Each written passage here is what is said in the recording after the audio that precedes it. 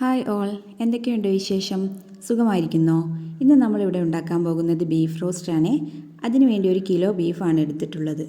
ഇതിനാവശ്യമായ ചേരുവകൾ 2 സവാള, 1 തക്കാളി, ഇഞ്ചി വെളുത്തുള്ളി, 2 പച്ചമുളക്, കറിവേപ്പിലയാണ്. ഇനി ബീഫ് എടുത്ത് കുക്കറിലേക്കിട്ട് കറിവേപ്പില, 1 സവാള, 1 തക്കാളി കട്ട് ചെയ്തതും, ചെറിയുള്ളി 5 എടുക്കാം, 1 ടീസ്പൂൺ ഇഞ്ചി വെളുത്തുള്ളി ചതച്ചതും കൂട്ടി ആവശ്യത്തിന് ഉപ്പും ചേർക്കുക.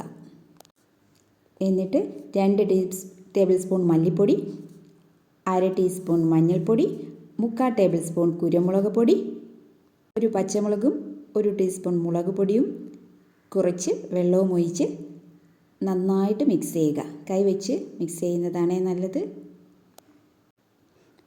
ഇത് കുക്കറിൻ്റെ മൂടി വെച്ച് ഒരു 8 വിസിൽ വരുന്നത് വരെ അടുപ്പിക്കുക.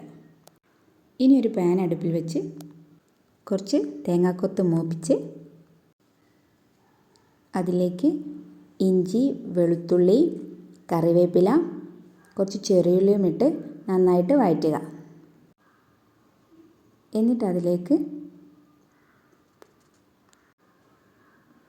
1 സവാള ഉപ്പുമിട്ട് നന്നായിട്ട് വഴറ്റുക. വഴറ്റിയ ഉള്ളിയിലേക്ക് 1 തക്കാളിയും ചേർക്കുക. തക്കാളി നന്നായി വെന്ത് കുഴഞ്ഞു വരുമ്പോൾ വേവിച്ച് വെച്ച ബീഫും ചേർത്തിട്ട് നന്നായിട്ട് ഇളക്കുക. എന്നിട്ട് അതിലേക്ക് 1.5 ടീസ്പൂൺ ചെറിയ ജീരകം ചേർത്ത് ഇളക്കുക. 1 പിടി മല്ലിയിലയും ചേർക്കുക. എണ്ണ തെളിയുന്നത് വരെ നന്നായിട്ട് ഇളക്കണേ. അവരുടെ ഇഷ്ടത്തിനനുസരിച്ച് കുറച്ച് പച്ച വെളിച്ചെണ്ണയും ഒഴിക്കാവുന്നതാണ്.